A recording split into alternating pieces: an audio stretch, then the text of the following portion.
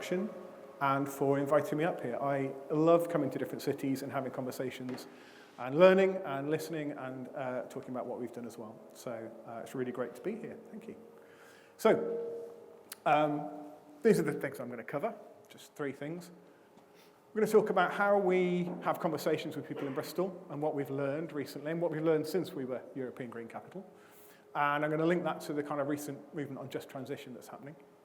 I'm going to talk about the importance of partnerships and the role of the council within those partnerships and with working in partnership with people, with local people. And I'm going to talk, obviously, about our year as European Green Capital as well, because you'd expect me to do that. It is now nearly 10 years ago. Incredible. So this is important, I think, because Jerry's mentioned the Brexit referendum, and we've just had the US elections.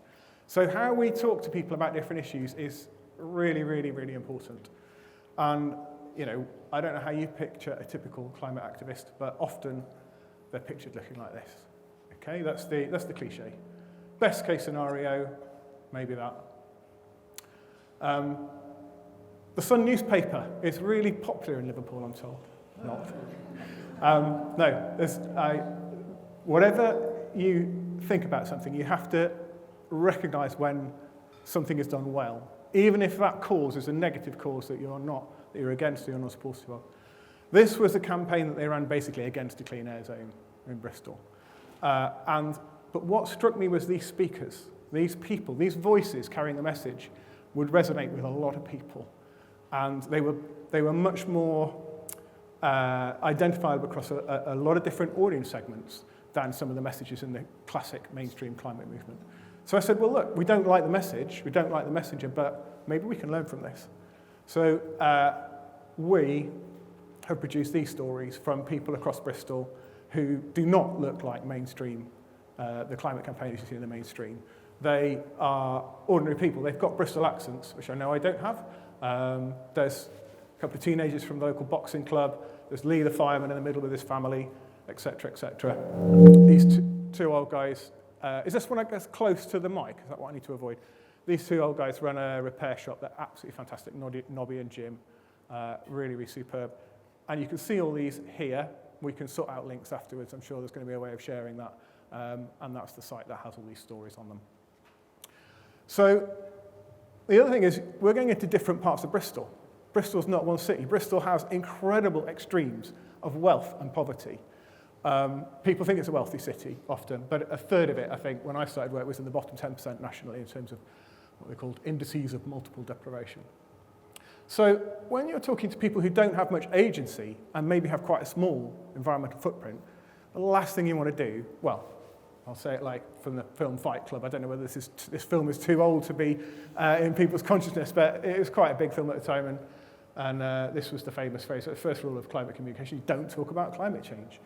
When you go into, again, the mainstream media would have you believe that climate change is a middle-class issue, but when you go into areas in Bristol, across the city, if you talk to people and you listen to them and you hear their problems, maybe you see if you can signpost them, support and help, and you have a conversation. Actually, I find that in almost every area, people are concerned about climate change. And that's not just in Bristol. I've worked in Birmingham. I've worked in all sorts of different places, Stoke-on-Trent. It's just when you go in there preaching about it that they seem to. And also when you ask a relative concern, you know, you're concerned about crime, feeding a family, choosing between heating and eating, climate change. Obviously, relative concern isn't high. But actually, when you have those conversations, people are concerned. I'm not going to talk about this quote. Again, look it up. It's Mark Linus, and it's one of the best quotes about this issue I've ever seen. It's brilliant. So yeah, we've got a cost of living crisis across the country. Again, not an easy context to start talking to people about environmental issues. So we took a lead from this amazing gentleman called Mark Pepper, who is a resident of a large social housing area in the north of Bristol called Mark Pepper, Ambition Lawrence Weston. And he would go to a climate conference and he would say, we're not doing any work on climate change. And then just to be provocative, and then he would talk about the 5 different areas of work that he was doing around warm homes, damp proofing, around getting to work, around food. And of course, they all relate to the environment and climate change. So he's kind of doing it stealth climate change. He's an absolutely fantastic guy. And we took a lot of that learning and built it into some of our programs. But he's talking about real issues, and then he's finding climate solutions to solve those problems. So, yeah, part of the role of the council is to listen and learn from those communities where there's best practice. It doesn't always come from a conference or the top down, it comes from the grassroots often. And another example of this is a place called Badock's Wood. Badock's Wood is in a classic interwar estate, again in the north, different part of the north of Bristol. And when these residents got together, it looked like this. Yeah, and I'm sure like in every area there's places like this. So they worked tirelessly for, I don't know, years and got it looking like this. Absolutely fantastic. So I went up there in 2014, the year just before we were European capital, and I said to them, do you want to be part of this year? Is there anything we can do? Can we work together? And they were livid.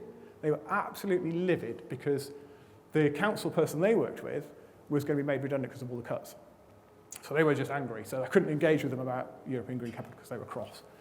And I said, well, how much of this guy's time does he actually spend with it? Oh, a couple of hours a month. I was like, a couple of hours a month? Well, you'll be fine with it. I couldn't understand how a couple of hours a month was going to make that much difference. They said, if he goes, it'll look like that again. And I thought that was really interesting that by a few connections, by being there, by listening, by taking people seriously, by making those connections and sorting out problems, that had enabled this community group to make this dramatic change. So that's again, a little bit about the role. And then this is another thing we've done in terms of learning. The gentleman I mentioned before, Mark Pepper, this approach we built into this lottery-funded community climate action program, which is fantastic. We've got 18 communities now around the city, mostly in high levels of deprivation. They're not all geographic, actually. Some of them are demographic communities that are doing climate engagement and working on climate change plans. But they're starting with people's problems. They're starting where people are at. They're starting by listening, and then they're coming up with climate solutions. And there's outcomes already. We've got some delivery program, what they call demonstration projects. So there is now a circular, I won't go through all 18 of them, there's a circular waste scheme where restaurants pay to take the food waste away because they pay that anyway. They turn it into compost, they grow food, they sell it to the restaurants. Absolutely brilliant. And as I said, it's funded by the Big Lottery Community Fund.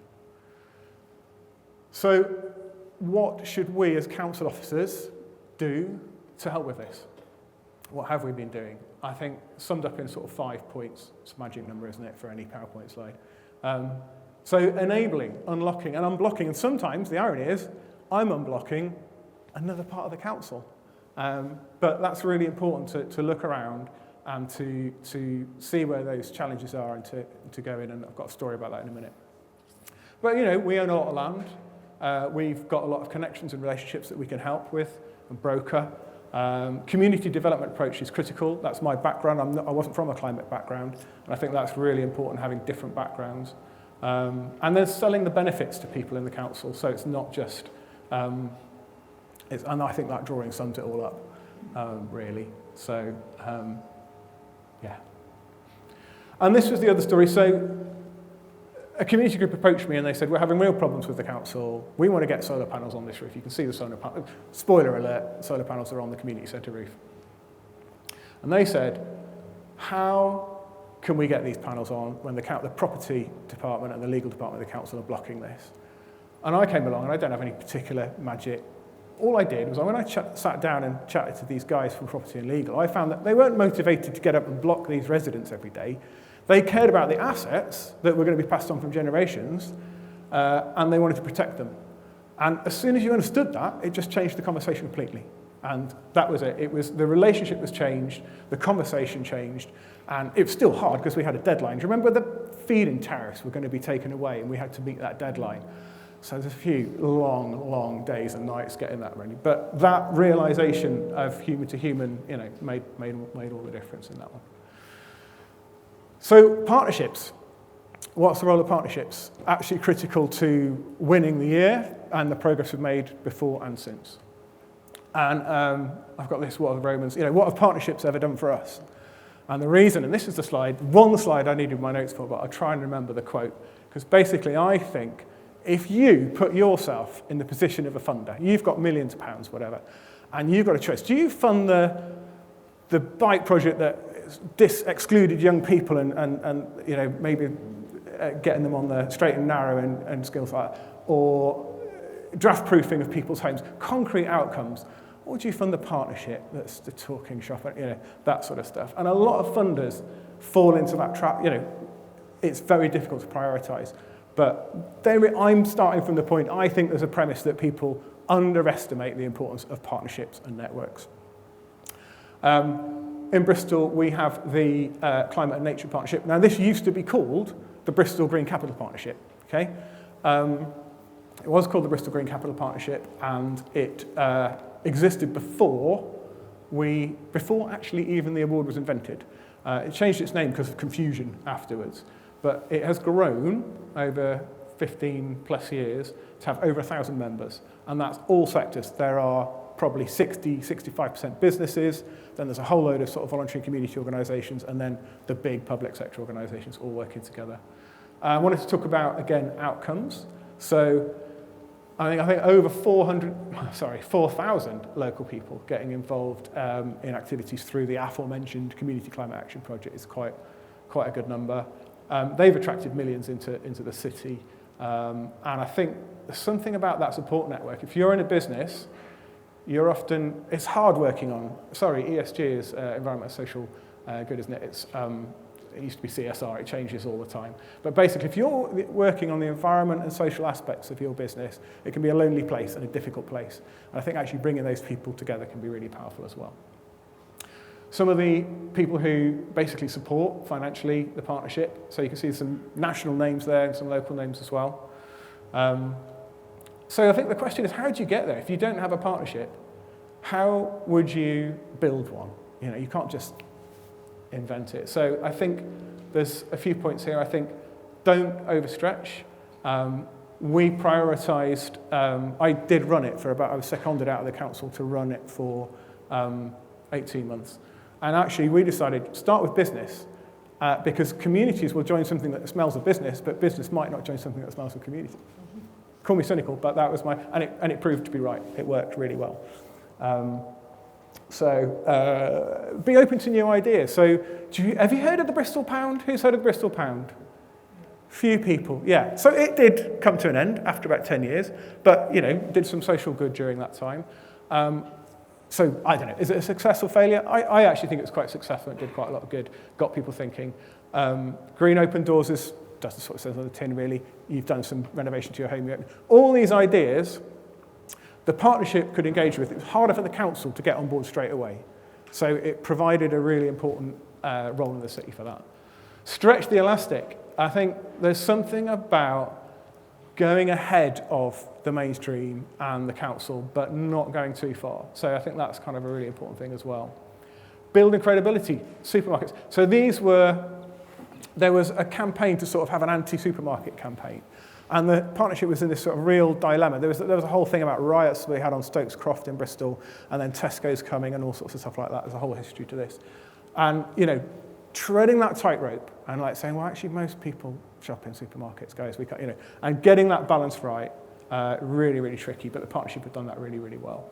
And the presentation and the leadership's been great as well. Governance, obviously, is critical as well. Involving your members, really, really important, and then just evolving. So, they move to having a board, having terms of reference, to then moving towards the community side of things, and then the just transition element as well.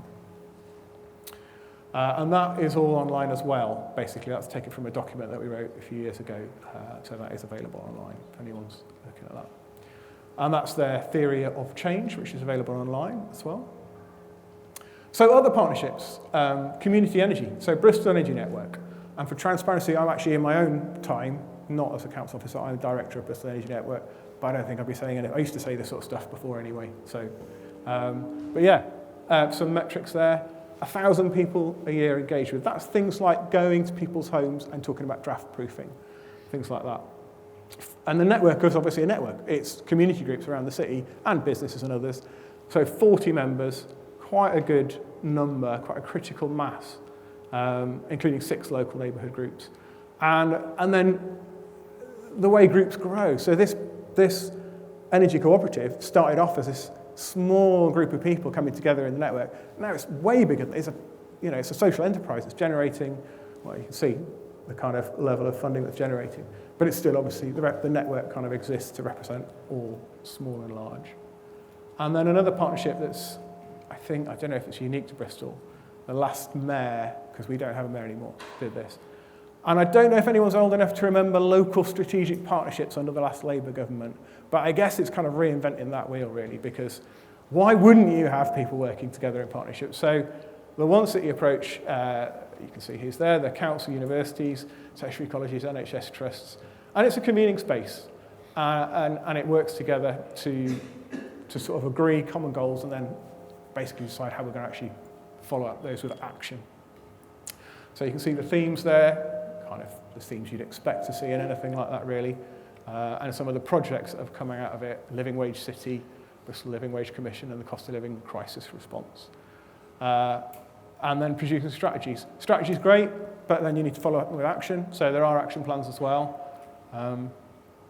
So recapping. Partnership working, our approach to sort of community engagement, and the enabling role that we play. What does it all lead to? So you remember this guy? I've talked about him twice already. So they decided, along with people from Bristol Energy Network, that the problem was things like lack of money in the city and lack of money in that community in particular. So they looked at these wind turbines that are going up in the port, the docks area in Bristol, the port on the docks there, and they thought, this is a good idea, but all that money is going to overseas investors. So they built a wind turbine, which it's now generating energy. The first year of all that will go to the people who built it, the people who invested in it. After that, the money goes to the local community.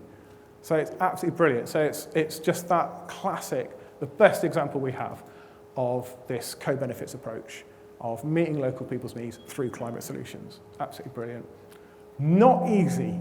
There's a chap called Dave Tudger in Bristol who could stand here and talk for as long as I am just on delivering that. Amazing guy. And Mark, all of them. Absolutely amazing. Respect. And then out of that, let's come up with the SIFT project. I can't even remember I'm not very good at remembering what acronyms stand for, sorry. But I'll tell you what it is. It's basically saying, this was brilliant, can we replicate it? So basically, they're working with communities. They've got some money from the regional government, and they're saying, let's get more wind turbines where communities want them, generating money for local people. And then some of the other projects, what's a good one? A lot of them are at skills. So again, co-benefits.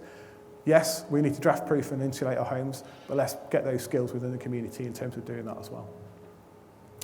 Okay, so our year as European Green Capital. So it's 2015, as I say, a long time ago, and this is quite a small bit of the presentation because it is a long time ago, but I thought I'd just canter through some of the achievements. So we actually got 50,000 local people to make a pledge. And the joke is obviously that every single one of those we've tracked the exact carbon savings and know all the improvements in their behaviours. We haven't, obviously. But, it's engagement. It's worth doing. Business events, really important, as I've mentioned before, really. Getting business on side. Businesses were really keen to be involved because of the coverage and the exposure. They wanted to be part of the year. They wanted their name to be in there. How do you reach everybody in a city? I mean, you can't, can you? But arts do have an incredible power of encounter. When you, a bit like we've said before, people don't really want to be bashed over the head with a climate change message all the time. But go and see something that maybe not just children, but adults too, can engage with. Completely different encounter, and then completely different experience for people. And then grants. So we actually got money from central government for our year, which is incredible. We almost still don't know how we did it, but 2 million of that went straight back out into communities for their projects. And then this was, in some ways, in pure numerical terms, this was the biggest success of 2015. So we've got Aardman Animations in Bristol, and they developed a game around sustainability, and it went global. And the figures are in the notes, but it's like hundreds of thousands of people downloaded and played it. So great stuff. But I think a lot of people want to know, okay, great, you had a Green Capital year, you had loads of parties and conferences and everything like that. What happened as a result? What's changed? So here's some of the things that changed. How long have I got, Jerry? Just to make sure I'm on track. 10 minutes. 10 minutes, brilliant, okay. Slow down a bit, sorry. So, so European Green Capital, what happened? One of the things is that we got some fantastic evidence bases. We worked with consultants and others, and we actually did a whole load of data stuff, which I think actually Simon's going to talk about maybe some of the equivalents of that here. And we got the strategies and the action plans that I mentioned previously, which lead to funding. That's another thing. So people say strategy, so what? But the number of times I've had conversations with funders, often even from outside Bristol, and they say ultimately something really credible and solid in terms of evidence and a strategy will lead to funding. And ultimately the best example of that I'll talk about in a minute is Bristol City Leap, and then the future, Bristol Mission Net Zero, the equalities focus I'm going to talk about towards the end of the presentation really. So yeah, let's go through them anyway. That's the headline. So we've got these two strategies which were firsts anywhere. One on climate, one on ecological emergency. Some of the stuff that was delivered after 2015 was stuff that you had to show to the European Commission so that you could win it, right? And then it was delivered. So sure enough, in the bid we said we're going to have this, and then afterwards it's now running, and you get up to the university, the old polytechnic in the north of the city, really, really quickly, for example. This was a plan. This was the biggest green business park in the city. It was just a plan in 2015. Now it's built. Looking very sterile, I have to say. I couldn't find a photograph that showed it off really well that also had people and vehicles in it. But there you go. It's there. It exists. That's not Photoshop. And then the other extreme is this. This was a small bunch of local of citizens, and they were sick of single-use plastic. So they came up with the Refill project. And as a result of 2015, they've gone global. They met other cities when they came over. There's now one in Norway and one in Germany, and others that use the model. They franchised the model, basically. So it's an absolutely fantastic success story to go from a very overworked Natalie in 2014 to kind of a global social enterprise. Absolutely superb. Bristol City Leap then, absolutely huge. This is a new approach, and this could be huge. I mean, £1 billion is the ambition, it says there. So this is looking at the big stuff, the energy infrastructure, and some of the small stuff as well. It's got a community element. So yeah, heat networks, wind and solar, obviously energy efficiency, the energy hierarchy, and obviously EV charging is going to be huge. And it builds on what we've done so far, because we have a history. There was a little energy unit that started by buying energy, and it was we could save money and then use that to invest in green projects. That goes back 30 years. So it builds on that, and then there's a big, in fact, there's two private sector partners really that are brought on board in terms of a joint venture. So here's some of the headlines. Minimum capital investment of 424 million by 2027. So they've got these goals. Making our own operations carbon neutral by 2025. That is looking very tight, I'll be totally honest with you, but we're still going for it. And then our social housing 5 years later. So we kept a lot of our social housing in Bristol. I think a third of the social housing in the city is still Bristol City Council. Not every city did that. So that is, we do have that ability to do that, and the economies of scale there as well. And we're actually looking at where you've got a street with right to buy, we're actually looking at can you do a whole street approach as well, potentially. We don't know the answer yet. And then our heat network, I think it's one line at the moment, so getting more of those. And the social value. The social value targets are really ambitious. They're aiming high. It will be a challenge to deliver that, but it's fantastic stuff. So just transition. So we had COVID, and we had Black Lives Matter, and we had a growing realisation of inequality in the city. I mean, there was always a realisation of inequality in the city, but it was realised that a new approach was needed. So 4 women, I think someone called them early career women because young, whatever, but 4 women who weren't like the great and the good, got together, and we got them this tour, this US embassy tour, and they came back from that absolutely fired up, partly with the injustices they'd seen in the States, actually, the poverty and the equality there. And they produced this, amazing 10 principles, which are really, really good. Look it up, it's great, really good bit of work. And then the council and a load of other organisations have adopted that. This is an amazing project. So the bit I've missed. 2015 we admit it wasn't perfect, and one of the things it didn't reach everybody. It wasn't fantastic from that kind of equalities point of view.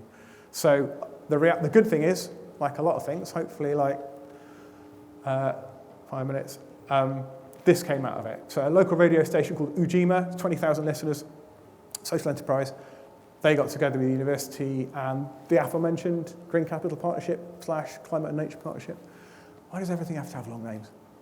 So they got together and they created this project, which basically they have a sort of expression of interest process, and they find young people of colour from around the city, and they work with them and they train them up, and they become ambassadors for environmental projects. It's absolutely fantastic.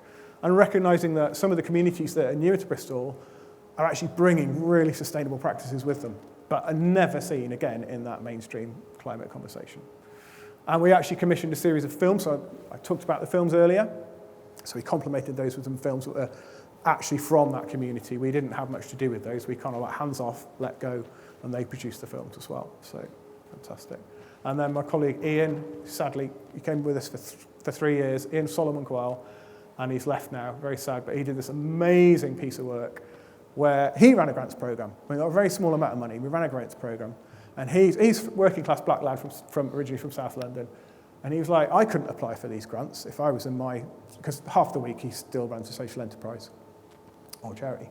And he said, I couldn't apply for these grants. So he identified some groups from excluded groups around the city, people who are neurodiverse, whatever, and he devised a program. And the change, it was a risk doing this. It was a risk for the council. That's the point I wanted to make. It was not easy convincing people to take on this piece of work at all. And it's been a challenge afterwards, because I supported Ian on this. I spent the last 3 years, not that much of my time. And the transformation in the group that he's worked with is absolutely fantastic. The change in attitudes towards the council, understanding that we're all human beings, but also the empowerment and the realisation of their own power, and seeing themselves celebrated, seeing them and people who look like them in this presentation in all sorts of places. The effect on them is moving, actually. When I was there in the room with them, it was absolutely incredible. So brilliant piece of work by Ian. Right, to the future. So we're just starting up. Last bit. We're bang on time, Jerry. So this is Innovate UK money, £5 million that we've won. Building on the strategy, that's the thing on the left, is the core of the sort of enabling themes. And basically it says, what are the blocks, what are the non-technical barriers to us actually delivering all this zero carbon stuff? And it's basically demand and the way people are engaged with. People don't know if they want this stuff or not because they don't know about it. Supply, if 10% of Bristol went for a heat pump tomorrow, the supply chain was just absolutely screwed, wouldn't be able to do anything. And finance, how do you finance it? So it's tackling those three things and really trying to close that gap between the pathway of emissions that we've set and actually the delivery. So I didn't think that was the priority for details. I've done that very, very quickly.